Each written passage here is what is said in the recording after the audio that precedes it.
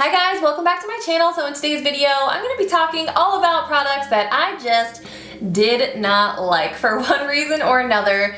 I have a bunch of disappointing products here that I've collected over the past couple months, whether it be just personal preference or skin type or whatever the case may be. Of course, I feel like I have to give the disclaimer that everybody gives at the beginning of these videos. I probably don't really have to give it anymore. We all know the deal, but just because something did not work for me does not mean it is a total stinker of a product. Sometimes I watch these videos and I hear somebody talking about a product that they hate and I just think, oh my gosh, I love that so much. It's one of my favorite products. So it's just all down to the individual. And I know these videos do go both ways for people. Some people really like them and then others think of them more as a negative type of video, but I think it's all in how you look at it. I mean, it's kind of awesome that we have a say and brands are listening to what we are saying here in this YouTube community that we've created more than ever. They're listening to what you're saying on social media and in the comments of these videos and that kind of a thing. So I think it's actually kind of amazing that they're improving their products based on what you guys are saying. So it doesn't always have to be a complete negative. You know, it's a little bit of an artistic critique, if you will. I think that's everything I had to tell you guys. So why don't we jump on in, make sure you subscribe to my channel and give this video a thumbs up. And why don't we begin? Okay guys, so the first product that I wanted to talk about is the MAC Next to Nothing Face Color. And this just fell very, very flat for me. I think more than anything, it was just confusing to me because I felt like it did more of the nothing than the next to nothing. It just didn't seem to do a whole lot. You know, it doesn't really claim to do a whole lot in the description of the product, to be honest. I feel like the things that it sort of describes that it does didn't really show up to me when I applied it on my skin. So let me just read it to you. And take note, this is not described as a foundation at all. It says Next to Nothing Face Color is an ultra balmy fluid infused with nourishing ingredients and opalescent microspheres, bringing out skin's luminosity, whether worn under makeup or alone. It says it sort of gives you the look of more radiant skin. First of all, when you apply this, it looks like at first you are gonna get some coverage out of it. It looks really nice at first. But then the more you blend it down, you see that it gives a little bit of radiance, but nothing more than a regular moisturizer would do. I think a really good moisturizer would probably give you much more of a luminous look, or some sort of a liquid luminizer or highlighting product would give you more of a radiant look to your skin than this. I mean, it looks nice, but it's just really not enough of a change to warrant, especially to warrant wearing it under your foundation. I just feel like if you're gonna do that, this really doesn't have any coverage. If anything, it tints your skin slightly. So if you're gonna wear foundation anyways, what's the point of doing the extra step? I think for the $31 price tag, it just does not earn a place in my makeup bag. I think it just doesn't do enough. Let me know, guys, have you tried this? Again, I'm more confused by it than anything. I wore it a couple times. I also felt like the more you blend it, it just sort of disappeared. Like eventually, like at first it starts off looking like it's going to be something and then it just blends away to nothing. The next product that I could not get to work for me. This is the Wet n Wild Coverall Liquid Concealer Wand in the shade Light. So the first issue that I have with this is that it is supposed to be a light shade. I felt like it was pretty deep for my skin tone anyways. And it had a pretty strong peachy salmon persuasion to it, so I felt like it was almost better suited as a color corrector. So I thought maybe I'll try it that way. I'll wear it underneath another concealer and kind of use that salmon peachy tone to my advantage to cover up those dark circles. But then I encountered the issue of, it's kind of the same issue as the MAC face color. It just sort of disappears into nothing as you blend it away. There's really just not much coverage there to really do much with. The fact that it is called a Coverall, I think I would just expect a bit more coverage from a concealer like this. There's a lot of really great concealers at the drugstore and there's a lot of really great products that Wet n Wild makes. I love their eyeshadows, I love their highlighters. I just think that this isn't really one of them. I just did not like this product. Okay guys, so the next product is by Touch in Soul and it is the Pure Dew Water Drop BB Cream. And I actually really liked the concept of this. I liked a lot of things about it, but it definitely had one big tragic downfall. As you're applying it, you'll notice all these little beads of hydration forming on your skin. It actually has little dewdrops on your skin and then they just kind of get reabsorbed into your skin, but as you're applying it, it's really kind of cool to see that. And I like the way that it looked on my skin in the sense that it had a really nice finish to it. It looked really luminous and it had really good coverage. But the one thing, you guys are probably waiting like, well, what's the bad news? The bad news for me was that it only comes in one shade, and I found that shade to be extremely just ashen and sallow. Well, I don't know about sallow, that's more of a yellow color, right? More just like ashy and gray and green, and I don't know, it just was very zombie chic. I felt like it made me look like I really needed to take a multivitamin. I don't know, it was just not working for me. I tried it a couple times and I tried to wait until it would warm up with my skin and really set up, because a lot of times you have to wait for a foundation to fully set before you take note of the shade, because sometimes the color does change for better or worse. But this one just didn't change for me. I just felt like it made me look really dead. And like I said, everything else about it was really nice. I did recently see in my last trip to Sephora that they had a bunch of touch insole products in Sephora, but I did not see the BB cream. So I don't know if they're phasing it out. I don't know what the deal is, but this product just did not work for me at all. So the next no-go for me was by GlamGlow, and this is the Galactic Cleanse Hydrating Jelly Balm Cleanser. So I love all of GlamGlow's masks. I feel like they work so well. I've always loved them. I've always used them. I give them as gifts to my friends. I recommend them to people all the time. But some of their skincare products are just infused with this intense fragrance of, it's sort of a mixture of sweet tarts and lollipops and just Dippin' Dots, or like, I don't know what it is, but it is a very, very strong. It is so super, super sweet that I just feel like it might be one of those things that you either love it or you hate it, but I just cannot get past it. Specifically with this Galactic Cleanse. So this is meant to be a makeup remover. The biggest issue that I encountered with this, besides the fact that it has that really intense scent, is that it has, and you can kind of see they advertise it as such, it has this black packaging with the silver sparkles, and that's exactly what the cleanser looks like. It has this sort of sheer black charcoal color.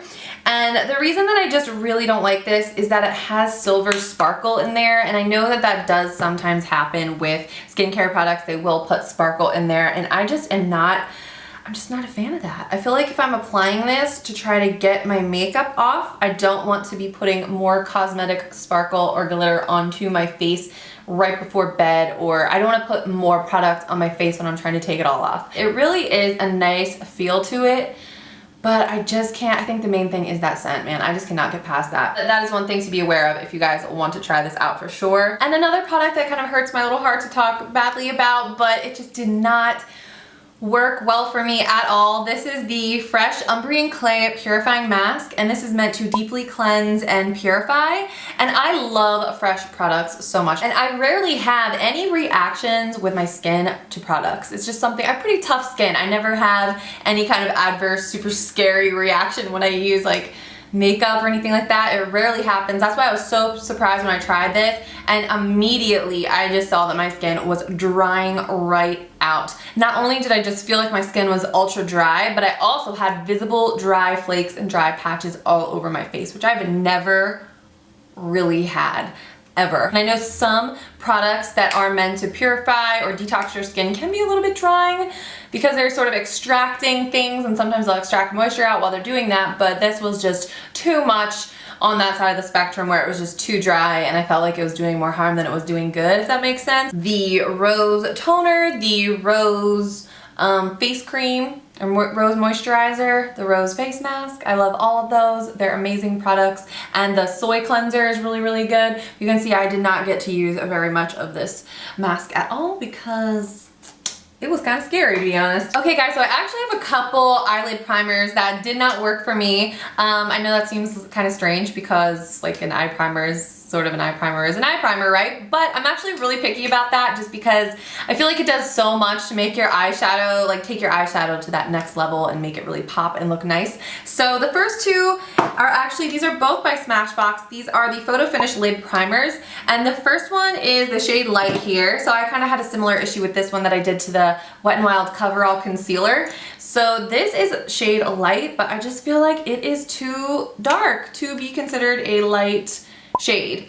That is definitely more of a medium, I would say, and I think especially when you're talking about a lid primer, that is important. You want a brighter shade more than a deeper shade. On the back of my hand, it doesn't look that bad, but when I applied it to my eye multiple times, I just feel like it looked kind of like cakey a little bit, I guess, and they're very inconsistent, I would say. This one is the shade White, and this is a far more of a greasier type of texture because it's separated more than the other one. So you applied this one and it feels almost like a different formula altogether, but it's really separated, kind of has chunks in there.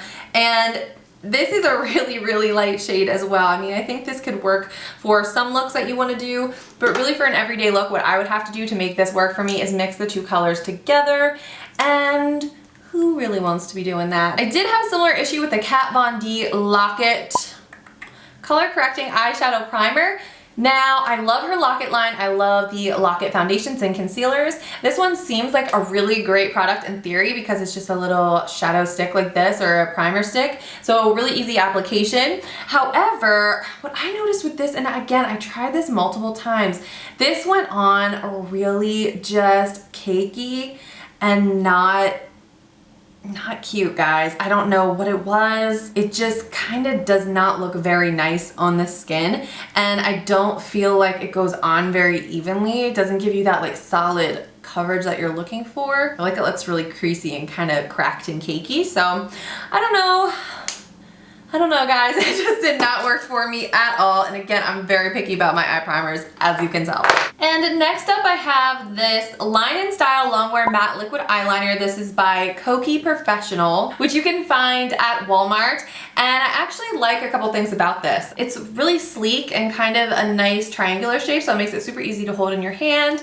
The actual felt tip is great. It's really long and super tapered, and it's a very clean, precise point to this, so you don't have any weird like fuzz balls of lint, or not lint, but like little fuzzy felt pieces hanging off of this to make like a little clumsy line. It's a very crisp line that it creates. The biggest problem I had with this is that it's just not that inky jet black color that I'm looking for, and I feel like that's pretty important when you're talking about a liquid eyeliner. So as you can see, I just feel like you get more of a gray, like sort of a sheer gray color with this one, and it just doesn't give. It's hard to make excuses for it because there's so many really great eyeliners in the drugstore, or affordable eyeliners by L'Oreal or Maybelline. There's a ton at the drugstore that work really well, so this one, I feel like it had a lot of good things going for it, but at the end of the day, what you want to see is just that really jet black line, and I just don't think it gave me that. This next product is a highlighter. It is actually a limited edition holiday 2017 product by Tarte Cosmetics. This is gonna hurt me more than it's gonna hurt you. It makes me really sad to say. Usually I love the Tarte holiday collections. This one is the highlighter, and it's called Goddess Glow. Really beautiful packaging. All of the Tarte holiday products always have gorgeous packaging, like really nice, compact, nice big mirror. But I just wish they would have put a little bit more of that quality into the actual product itself. When you first look at it, it looks gorgeous. Really nice big pan. It has that pretty peachy golden look to it, and it has a gorgeous design embossed into it. But as soon as I swatched it on my finger, I noticed a couple of issues. It kind of had that like dry, fuzzy look to it that highlighters have when they don't have that really shimmery base to bind it all together. It just kind of has like a dry sort of base that's not very reflective at all, and then lots of loose, chunkier sparkle and glitter floating around in there. You can see it doesn't even really do all that much, and it's very kind of just dusts away really easily. I don't feel like it gives you the effect that you would want from a highlighter that's called Goddess Glow. So then I have this blush by Milani. This is one of the baked blushes. Not to confuse you guys, I know I've talked a million times about how I love the baked blushes by Milani, and I do, but this shade number 13, Rosa Romantica, ooh, not so much, especially when you compare it to the other shades in the baked blush line, which are fantastic. They give you this beautiful like baked glowy type of finish to your cheeks, really nice pigmentation, gorgeous colors. This one just does not hold up. Maybe it's not fair to compare it to its brothers and sisters, I don't know, but it's definitely just it's just too light. It looks like it would be a really pretty color, right? It looks like it would be that gorgeous like a nude glowy blush shade, but especially on me, so I have fair skin, and it just really did not do all that much. It's just, you can see that swatch is not even really showing up. So I feel like on fair skin, it doesn't really show up. If you have a deeper skin tone, I don't think it's light enough or intense enough to even be used as a highlighting type of product. So I just feel like it kind of falls in the middle, and then I think on a medium skin tone, it would just flat out not even show up at all whatsoever. especially when you compare it to the rest of the fam, it's just a dud. What can I say? In my opinion, I should say. Okay guys, and the very last product that I had to show you today is by Makeup Forever, and this is the Ultra HD Lip Booster. And I purchased this towards the end of the summer when I was looking for sort of an alternative to my Too Faced Lip Injection Glossy. I don't know why I was looking for an alternative to it, because it really is the best lip plumping gloss out there. But I don't know, I just thought I would give it a shot, and I think I remember seeing that had good reviews on Sephora. I might be making that up.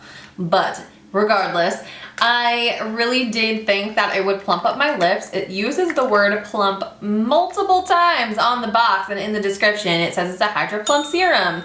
A pro secret used to boost and prepare tired lips on sets. This Hydra Plumping Serum hydrates and smooths, adding fullness and comfort to the lips. Wear alone or use as a Hydra Plumping Mask before lipstick application. I just really found that this did nothing. Like, I just don't even, I did not feel anything. Maybe they meant it was supposed to be more of a plumping effect because it's conditioning your lips and hydrating them so they look smoother and kind of fuller a little bit, but really, like, that's not what I'm looking for. I want to feel the burn, and I want a good plumping gloss, especially if it says that's what it's gonna do like 85 times in the box. I could not like this. I wanted to like it so much, and it just does nothing when you apply it to your lips. You don't even feel a tingle or any type of sensation whatsoever.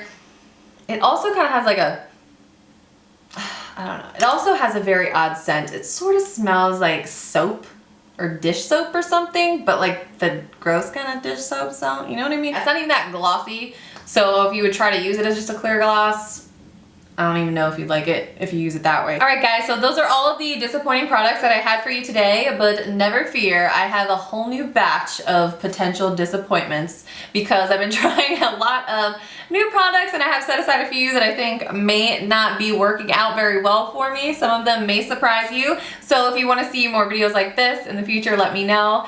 And yeah, I hope you at least learned a little bit of something about these products so you can make an informed decision on whether you want to buy them or not and try them or not. Thank you guys so much for taking the time to watch. It means so much to me. I love you, and I hope you're having a great day, and I'll see you very soon in my next video. Bye!